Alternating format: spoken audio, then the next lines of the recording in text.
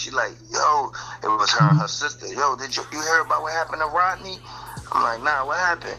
She was like, yeah, he got robbed, he got pistol whipped, and this and this and this and this, and everybody's saying that you had it done. I'm like, what? So I get to the crib, I'm trying to call him, he not answering. Yeah, but that situation, I read that article about the Rodney Jerkins joint, and you feel me? I know how the media be like. Niggas be having half truths. Know what I mean, half of the story. So, know what I mean, I just wanted to holler at you to get the real story on what happened with that situation. No doubt, man. Well, I was signed to Rodney Jerkins, Rodney Darkchild Jerkins, you know what I mean? And he had a production company called Darkchild. I was signed to him. I was writing a lot of records and helping him out with beats, you know, like bringing samples and stuff like that. And, you know, I performed on a record with Raekwon and Craig Mack, rest in peace, the Gina Thompson remix, The Things You Do. That was like a banger back in the day, you know what I'm saying? So, you know, we was moving and shaking, moving and grooving, you know what I mean? And things started getting funny with the money, you know what I mean? Like I wasn't getting compensated right for my work, I felt, you know what I mean? And, you know, I used to come to him like, you know, Rod, what's up, man? You know what I mean? Boom, you ride around in Benzes and big mansions and this, and you know, I'm in the hood, you know what I mean? Like, so I'm like, yo, what's going on? You know what I mean? Like, different records I wrote. I performed on Immature's album with Marcus Houston and all them. Brownstone, I don't know if y'all remember them. I got records I'm rapping on with Mace, Lil C's, Peter Guns, that's on Love and Hip Hop now. You know, different things. Wrote on records that when Shaq had a label, you know, the basketball player Shaq, he had a label. So I'm writing on all these records and stuff, and he was kind of like giving me crumbs. So I'm kind of like, yo, what's going on? You know, just asking him questions or whatever, to the point where my mom, we was about to lose our crib or whatever like that. And I'm telling him, you know what I mean? Like, yo, I need that bread or whatever. All right, I got you. And it just kept, you know, taking long. So, boom, I'm just like, yo, what's going on? We had an argument on the phone. You know, we kind of got into it on the phone or whatever like that. And I'm like, yo, you know, what's going on with my money? Oh, I got you. So he's talking crazy to me now and stuff like that. So I'm like, all right, man. So we hung up the phone. I'm like, I'll holler at him when I get back. I go to New York City to do this little movie scene or whatever like that. It was like a little independent film. I went up there for overnight to do a little movie scene or whatever like that.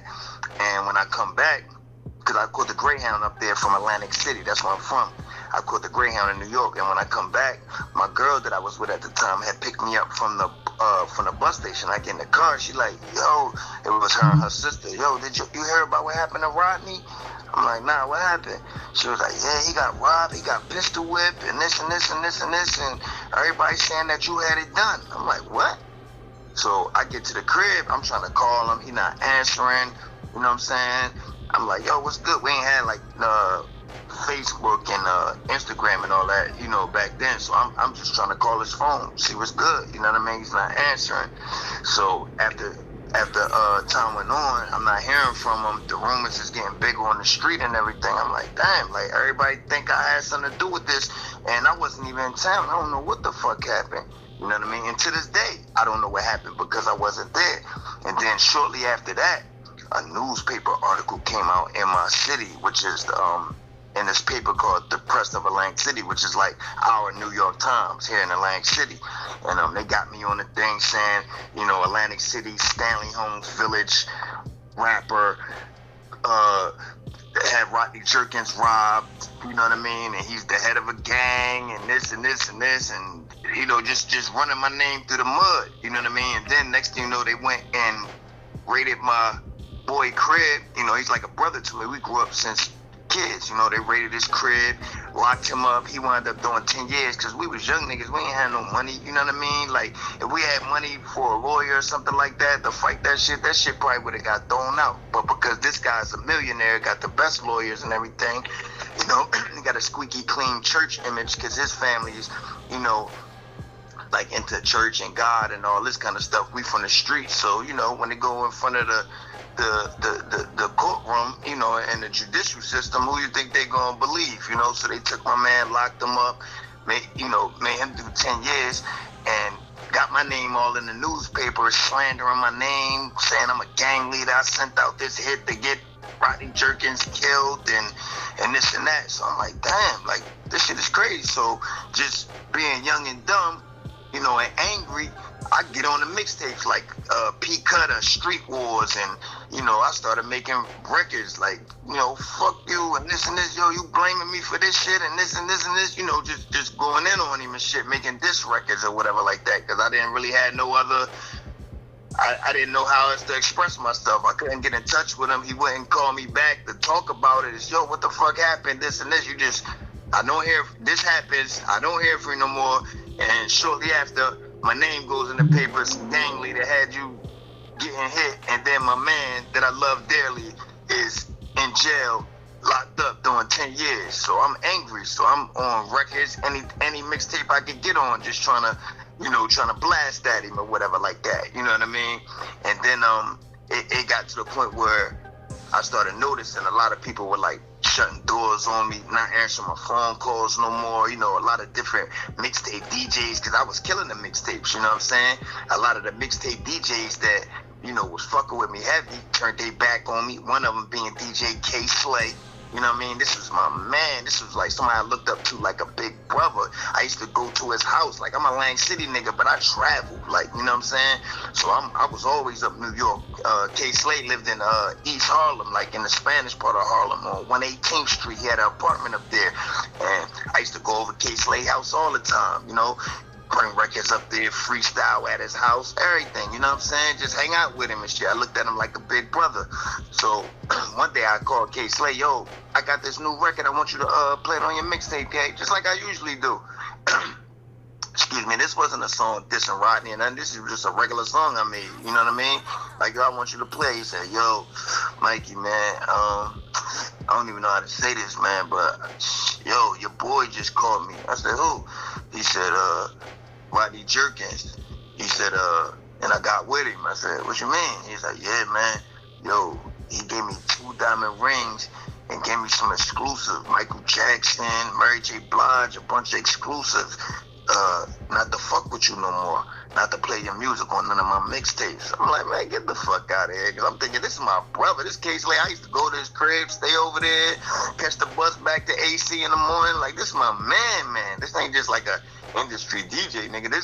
He's an industry DJ nigga, but this is my man. Like, he fucked with me heavy. So when he told me that, I'm like, what? So he like, yeah, man, I'm just saying, listen, it's just business, my nigga. Like, you know what I mean? So I'm like, okay, is you serious, my nigga? Like, you gonna take 2 diamond rings and some exclusives to not fuck with me no more? He's like, listen, man, ain't nothing personal, but I'm just saying. So I'm going on and on, like, are you serious? Blah, blah, blah, blah, blah. K Slate bangs on me. Boom. I'm like, damn. And that was kind of like my first lesson that these industry dudes ain't really your friends, you know what I'm saying? Because I really had love. I would have shot somebody for K Slade back in these days, you know what I'm saying? He used to put me in the shows. I done been in shows with Black Rob. K Slade used to throw basketball parties. I used to basketball, like, block parties and shit. I'd come up there, perform at them, you know what I'm saying? All that shit. This is my man, you know what I mean? And when he told me that, that's when I first realized, like, damn, these industry niggas, they not your friends, you know what I mean? And then it started going... excuse me, it started going crazy after that with the blackballing and shit. Like, I had a manager and a lawyer and stuff at the time, so I was like, all right, fuck it, I just chalked it up as a loss. This nigga Rodney ain't trying to talk to me, you know what I mean? Like, it is what it is. I gotta get out here and try to find some other avenues and other ways to get on or whatever. So, boom, my manager hooked it up. We had a meeting at Warner Brother Records. So I'm like, he like, yeah, they interested in you, Mike. Boom, boom, boom. You know, throw your best on. We going up here. We got a meeting up here. So, you know, throw my little gear on, whatever. Come to New York. We go to Warner Brothers, to the big building and shit. We go in there. They listening to the music. They excited. Oh, man, this is crazy. Yeah. So I'm feeling like, all right, boom, this might be it. So, boom. They like, yeah, we want to sign you. So they draw up the contracts and everything like that. You know what I'm saying? Give it to my manager. You know, contracts take a little time, you know, to negotiate. You got to change this, or y'all change this, or we, you know, just negotiate. It might take like a month or 2 or something to go back and forth before you actually put your Hancock on the deal and shit. So around this time, it was like the holidays, like around right before like Thanksgiving and Christmas and New Year's and all that. So they was like, all right, you know, we're gonna take a little break. Everybody gonna go on their little holiday break and everything. And then when we come back, we're gonna sign a deal. They was coming to agreements with the contracts and everything like that. Everything was coming to a close to where right after the ball dropped, you know, in January, like first week of January, we were supposed to go sign a deal. So I'm all excited. I remember Christmas whipping out the contract. I'm talking about, I probably still got the contract somewhere in storage or something, but I'm whipping out the contracts to my mom, you know, my aunts and everybody, you know, at dinner time and Christmas holidays. I'm excited because they know what I was going through. You know, my name all in the newspaper, everybody looking at me like this bad guy. And I finally got some good news to bring to the table, to bring to the family. So everybody was kind of happy. Man, my manager called me one day and was like, yo, Mike, they changed their mind on the deal. So I'm like, damn, what happened? You know what I mean? And he was like, I don't know, man. They didn't really have a reason. They just decided to go with other options or whatever like that. So then through the grapevine, I started hearing about Rodney's dad going around the industry saying, man, this guy, and he tried to kill my son and this. He'll never work in this industry again. You know what I mean? And it kind of been rough ever since. You know what I mean? Like a lot of people turned their backs on me, you know, shut doors on me and stuff like that. So it's just been like, damn, you know, I've been getting my little, you know, sneaking through the back window or coming through the back door, whatever like that. You know, like I did a movie soundtrack for 50 Cent. It's on New Line. It's called Refuse to Die. I did that whole movie soundtrack, but I did that off of put my own mixtapes out, you know, going up to New York on Canal Street, just giving my CDs away, and they wound up getting bootlegged and end up in California, but I always had my name and number on the back. So, you know, 50's people heard it and called me and shit, and he had his movie coming out, Get Rich or Die Trying. So this was more like a documentary that was gonna ride that wave right there on New Line, and they couldn't get the rights to 50's music because he had the movie coming out, so they wanted to get other mixtape artists that was on the come up like him and use their music. You know, it had his grandpop in it, Tretch, DJ Scribble, Run DMC, Jam Master Jay. A lot of people in this documentary talk about like the rise of 50 Cent, and I did like the whole soundtrack to it. So, you know, I've had like little sprinkles of some kind of success over the years, but it ain't been easy with having Rodney Jerkins blame me for these accusations that aren't true. And to this day, I don't know what happened. I wasn't there. All I know is me and him had an argument on the phone about some money. I leave out of town. He gets robbed or pistol whipped or beat up or whatever at a barbershop. I come back in town. Everybody's blaming me. Shortly after that, it comes in the newspaper. I try to reach out to him to talk to him, find out what the hell's going on. Never could get in touch with him again. And after that, everything was kind of like downhill. You know what I mean? Let me ask you this though, bro. Like this story is breathtaking, my nigga. Like, you feel what I'm saying? And it's so deep that it's fucking with me. But man. Let me ask you this. Anything. When y'all had an argument, like, was it buzzing around your clique that y'all was beefing that would probably maybe incite a motherfucker to want to do something? Or do you think that shit was completely, totally unrelated to anything you had going on with Son? That I don't know, man, because I mean, it was people at my house, but I was upstairs. You know what I'm saying? I was upstairs in a room when I went to go talk to him. Because anytime I did business with Rodney or had to talk to him about something, I would go like in another room or something like that. So I don't know if somebody overheard it or overheard me talking like, "Yo, man, this guy gotta give me money," or somebody close to me or whatever like that. I don't know. I wasn't there. You know what I'm saying? But it happened. You know what I mean? So that question I can't answer. You know what I mean? If you want to ask my opinion, I don't think it had anything to do with any of my peoples. You know what I mean? But I wasn't there. You know what I mean? I was in New York when the whole situation happened. And you said this happened in Jersey? Yeah, right outside of Atlantic City. I'm from Atlantic City, but it's like surrounding towns. Like I guess you know, like New York got Barrows, Queens, Brooklyn, Bronx, or whatever. This happened in a place called Pleasantville. So it's excuse me, it's on the outskirts of Atlantic City. It's not actually in the city. You know what I mean? And that's where he's from, Rodney Jerkins? Yeah, Rodney Jerkins is from a place called Pomona. It's a little bit further out. It's all the Atlantic County area, but he's not from the actual city. So you know let what I me mean? ask He's you, from the out surrounding areas. Was he moving around those surrounding areas with heavy jewelry and things of that nature already?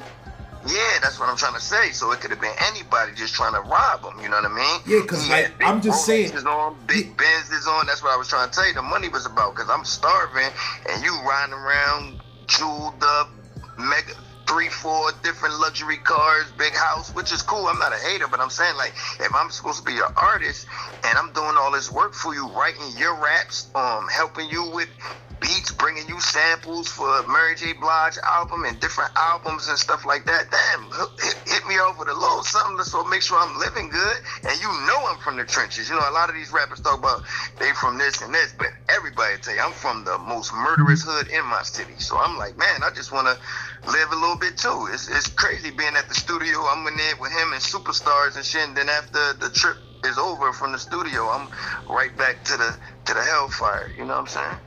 So yeah, he was riding around, you know, with because he's not really from the streets like that. So I don't know, maybe he just wasn't thinking or whatever. But you know, he riding around, mad jewels, Rolexes on. You know, he's like a flashy guy. I don't know about now, but I'm saying that at this time he was young too. You know what I'm saying?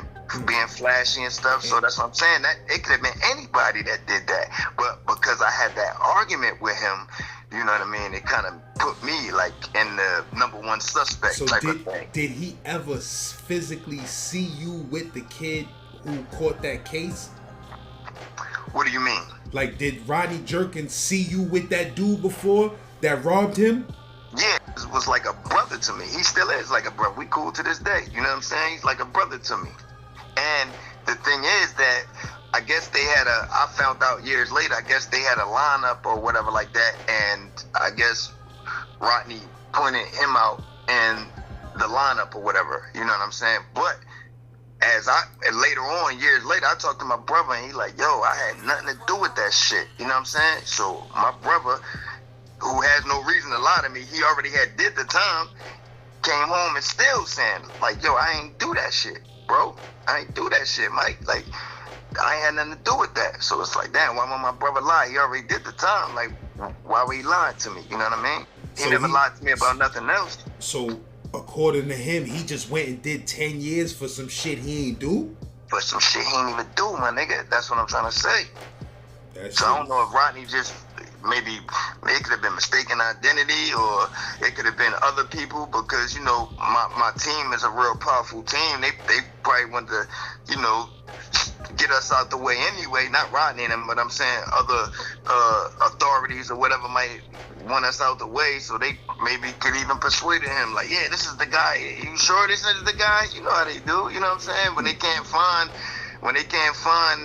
who really did the crime, sometimes they gonna get a Joe Blow and make him eat that. That's a fact. I know several motherfuckers that got cases thrown on them just because the police hated them.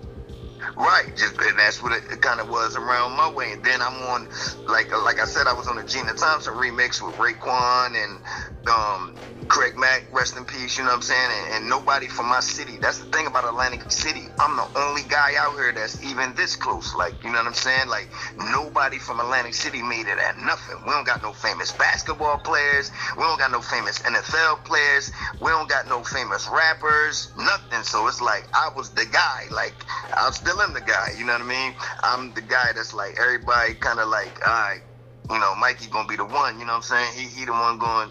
He gonna change everybody's life, you know what I'm saying? And prior to that, you know, I was in the streets doing my thing, so, you know, a lot of the police probably, they wasn't our biggest fans, you know what I'm saying? So by me having an argument with them, it's like, yo, maybe this guy has something to do with it. And if they can't find the real person that did it, then they're going to pin it on somebody just to make him and his family happy. You know what I mean? Even if it comes to where it's in a lineup and he might say, I'm not sure. And the police might even persuade you, you know, no, this is the guy or whatever the case may be. You know what I mean? And You know, just to get somebody locked up for that crime. Police because it was, like I said, it was all in the newspaper. You know what I mean? So the pressure was on to find who did it. Yeah, it could have been a case where police told him that he, like you said, like he might have not even knew who the fuck did what, and niggas told a nigga like, yo, police like yo, it was him. Right, that's what I'm saying. I've seen cases like that too, where the guy might be a little unsure, maybe it was dark out or something, and you know, the police kind of persuaded the guy to say, this is the guy. Like, hurry up, pick somebody so we can close this fucking case and put it in the paper that we got him. Or, you know what I mean? Like, I've seen shit like that happen many a times, and like I said, we wasn't the most favorite liked people by the authorities. You know what I'm saying? So, shit, let's get these guys off the street, or let's get one of them if we can. You know what I'm saying? But like I said, the thing that was weird about that, they got my name in the paper saying I did all this and did all that, but no detectives ever came to talk to me. I never got interviewed, questioned, interrogated, or nothing. They just put my name in the paper, slander, everything. I even went as far as, like, my aunt was like, come on, you gotta go get a lawyer. You know what I mean? You should have sued them.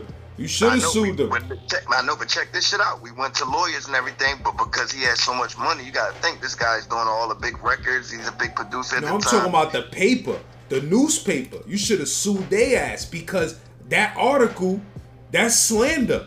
If they got the story wrong, that's slander, and that could have potentially ruined millions of dollars for you. That article. So them niggas need to get sued. Real talk. You're right about that. You right about that, man. I didn't think about it at the time. Like I said, I'm young. You know, my family is like, you know what I'm saying? Like, they all over the place with it and stuff like that. So I wasn't thinking. I was more thinking, I'm going to sue him for slandering me. And I went to go see lawyers and stuff like that. And the lawyers was kind of like even scared. You know what I mean? Like, basically, like, I ain't had no money like that at the time to fight him. You know, you, like, right now, you say St. Lads, if you go up against and try to fight YouTube, it might be hard for you, because YouTube got lawyers. He might send his lawyers. He might send his lawyers at this YouTube page for this shit. But you see what I'm saying, though? Anything, like, if you try to sue somebody that's bigger than you, you know, you gotta have your ducks lined up, you know what I mean? And I didn't at the time, you know what I mean? Every lawyer I went to go see was more or less like, they don't wanna touch it because, you know, he got money or whatever like that, you know what I mean? So after a while, I kind of got discouraged, and I just said, fuck it, I'm gonna just get back in the trenches and go hard. And like I said, I had a little sprinkles of success here and there. I worked on a barbershop soundtrack, Ice Cube's movie, The Barbershop. I produced for Ghostface Killer on his Bulletproof Wallets album. I did a song called Love Session. So, you know, I'm not Puff Daddy or nothing, but just little by little, you know, God will give me little blessings here and there, I guess, just to, you know, help me keep my faith and stuff like that. Because there's been a lot of times I'll be like, man, fuck this music shit, you know what I mean? But like I said, I'll get little sprinkles of blessings or whatever like that. And as time evolved, new mixtape DJs started coming into play, and I said, man, fuck all them old niggas like K Slay and all that. And I started getting with the newer, younger DJs that was hungry and didn't give a fuck about that shit, and kept blazing the mixtapes and stuff like that, you know what I mean? That's a fact, bro. Yeah, this shit is a crazy story, man. It's been like, man, it's been a long journey and stuff like that. And I kind of like kept as far as like the story, I kind of was like, man, I was over it or whatever like that. But my older cousin was like, man, you need to get out there and tell your story, man. You know what I'm saying? Like, and to this day, he's still blackballing me. You know what I'm saying? If I go right now and go to Def Jam and try to do a deal, and him or his father get a whiff of it, they gonna call up there and shut it down. They made it their lifelong business to make sure I never succeed in the music industry. You know what I mean? So I just be like, damn. But my cousin was like, man, you gotta put your story out there. It's a lot of people that don't give a fuck about him no more and know your talent. Cause I'm not just a rapper. I rap, I make beats, I write R&B songs, I can act in movies. I you know, I'm multi-talented. You know what I mean? I'm like a self-contained type of dude. You know what I mean? You could just drop me in the studio with an engineer, and I'm gonna have bangers for you. You know what I'm saying? I don't need nobody. I don't gotta get no beats from nobody. I'm a beast on the MPC. Like, everything is all inside me. You know what I mean? So my cousin like, man, start telling your story, man. All these vloggers and all these podcasts and stuff, start reaching out to some of them and telling your story. I was like, you think so? He was like, man, I'm telling you, man, it's gonna be one real nigga out there. And he always used 50 Cent as a example. He's like, yeah, everybody blackballed 50 after he got shot. All it took was one nigga, Eminem, and look what happened. So that kind of inspired me and shit, because I met 50 and everything, you know what I'm saying? Hung out with him, Yayo, Banks and all that. Like, anytime the big rappers come to Atlantic City, they always get me to open the shows. I opened up for Nas, I've opened up for Fabulous. I mean, you name them, I done opened up for them. They come down here to Atlantic City to do the shows, you know what I'm saying? And you know, I get to meet them or whatever like that, you know what I mean? So my cousin like, man, just start putting your story out there, you know what I mean? And it's gonna be one real nigga that's gonna come snatch you up, and it's gonna be over, you know what I mean? I could definitely see you in a major film production, my nigga. Like, you feel what I'm saying? Thank like, you, my nigga. Yo, real talk, like, you know what I mean? And I heard your music is crazy. You feel what I'm saying? Like, word, man. I'm a testament of it myself, that if you just don't give up and you keep going at this shit, eventually everybody number plays, my nigga. That's what's up, man. Everybody that means a lot to me. Last word, man. Hey, let me tell you how bad it got. You still recording? Yeah. Check this shit out, lads. Check this shit out, man. It got so bad, right, that I was getting in trouble, you know, because I started having a fucker attitude after things, you know, after it first went down. My man's locked up, you know what I'm saying? I ain't really got no money to, you know, pay for a lawyer. That's what me and his argument was about, Rodney, because I wasn't getting no money, and you run around here, you know, balling and shit, and your artist is, you know, fucked up. So it came to the point where my mom even had because detectives and stuff was, you know, not for that Rodney shit, but, you know, just other shit, you know, questioning my mom and stuff like that about me and stuff like that. And it came to the point I was getting in so much trouble that my mom had a nervous breakdown. So I went to go visit her in the hospital, and she was like, you know, why don't you just say forget that music shit? It's, you know, it's nothing but trouble, Mike. You know, I just want to see you get a job, get a career. And I'm like, man, a job? Like, damn, I just was on a big remix and albums and this, but this my mom. She laying in the bed, like, hooked up to tubes and stuff. So I'm like, fuck it. You know, I'll do anything to make my mom happy. So I even went and got a job. My man is a chef. And he was a chef at this restaurant, and he knew what I was doing in the streets and stuff like that, you know what I mean? So he got me a job at this restaurant. It's like a high-end rich restaurant. Check this shit out. I'm in a restaurant working, like, damn, mind you, I'm on top of the world, hanging out with superstars, this and this, you know, and, you know, chilling with Dr. Dre, you know what I mean? Chilling with Puff and Biggie and all these niggas through Rodney, just hanging out in the studio, to now it's like, damn, everything happened, I'm fucked up, right? So I go get a job, because my mom just, you know, that's, you know, mothers, they don't really know too much about the music. All they know is the stuff they write about me in the newspaper. It just seemed like trouble to her. So I said, all right, I went and got a job, my nigga,